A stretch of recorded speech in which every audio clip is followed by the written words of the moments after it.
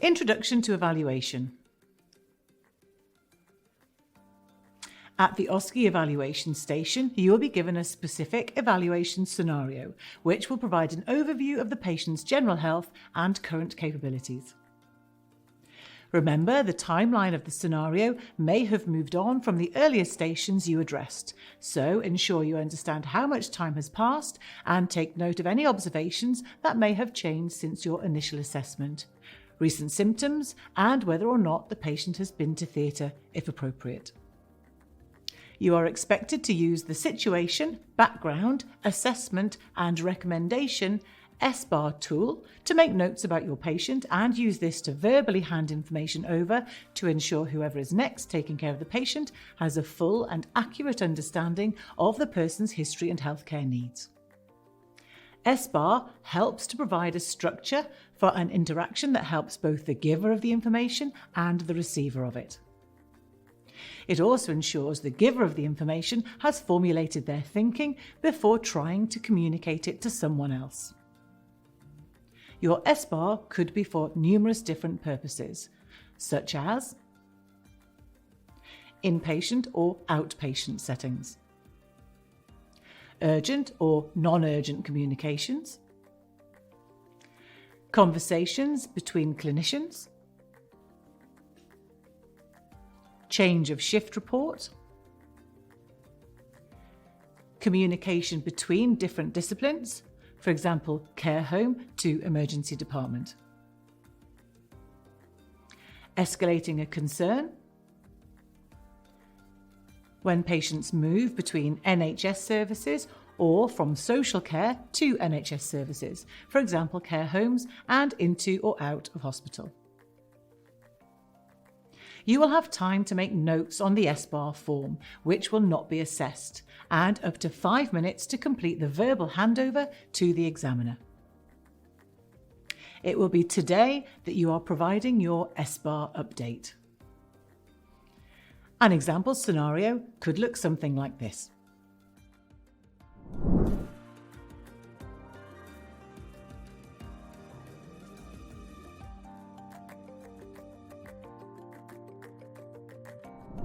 You'll be given access to all the paperwork you had available to you at the previous stations, including documents such as the Admission Information Observation Charts, Care Plan and MAR chart.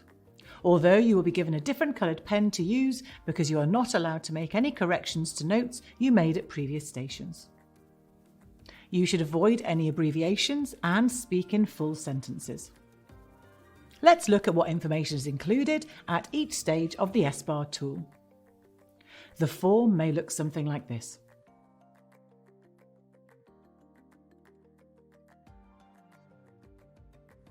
The situation is usually one sentence only and should include an introduction to yourself and the clinical setting, the patient's name, hospital number and/or date of birth and location. The reason for the handover, where relevant. Hi John, good morning. This is Maverick calling from AMU. This is regarding a patient named Mona Louise Stevens. Her date of birth is 7th of June 1979 and NHS hospital number is at 1357924. She was admitted to the AMU unit on the 4th of August and I'm calling because she's being transferred to the COVID ward later today. I just want to give you guys a brief handover of care prior to her arrival with you, right? When addressing the background of the patient, you will need to include the following information: the date of admission or visit, the reason for the initial admission or referral to specialist team and diagnosis, previous medical history and relevant medication or social history, details of current events and detailing findings from assessment. This part of the tool should be used to document any medical information from the patient's background that may be relevant to their care. For example, you would document here if they have an allergy or learning disabilities. So for background, Mr. Waller, a 45-year-old maid, was admitted via ambulance to A&E following a fall of a ladder. On admission, he had a suspected hematoma and reduced GCS, E3V4M6, a headache, and memory loss. Is that alright? Okay. CT scan was negative. Patient was kept in overnight, and GCS has since returned to 15 and memory loss is gone. For his past medical history, he is type 2 diabetic, for which he takes metformin 500 mg. He is also experiencing some gastroesophageal reflux disease, for which he has omeprazole prescribed 20 mg daily and is on warfarin 5 mg once daily for his transient ischemic attack. He is allergic to penicillin, which results in a rash, and peanuts results in anaphylaxis, for which he has an EpiPen. Is that alright? Okay. So normally, he lives and works from home in a ground floor flat. He was widowed 4 years ago. His 20-year-old daughter Amy lives about 45 minutes away in Worthing, but his son lives abroad. To provide a comprehensive assessment as part of your SBAR handover, you should include the following information: the patient's most recent observations, any results from assessments undertaken, any changes that have occurred, the patient's main nursing needs, the nursing and medical interventions completed, and any areas of concern.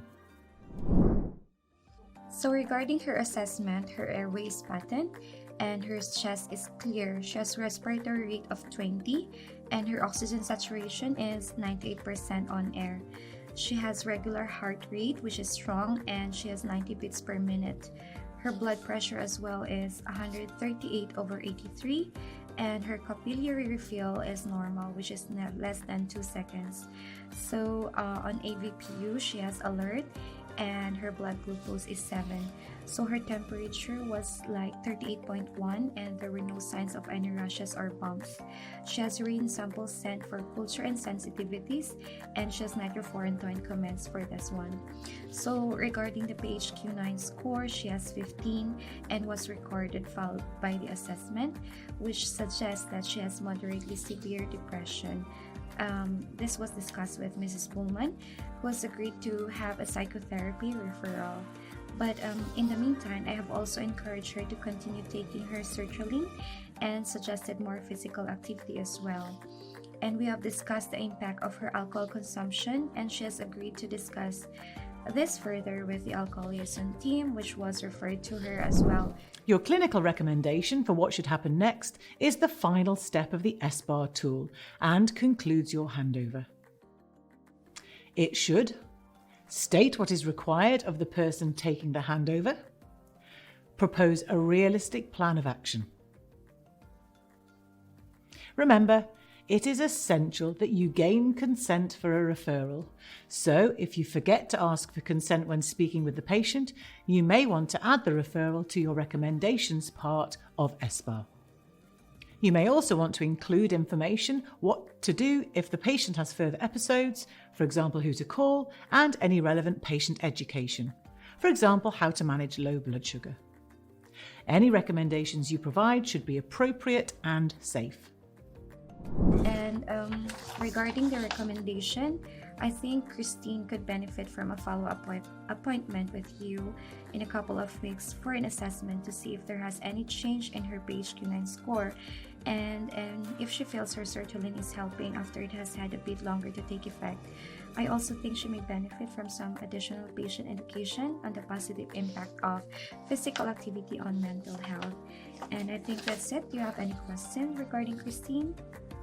Okay, so if you have any clarifications, you just can call us anytime, okay? So thank you and have a great day.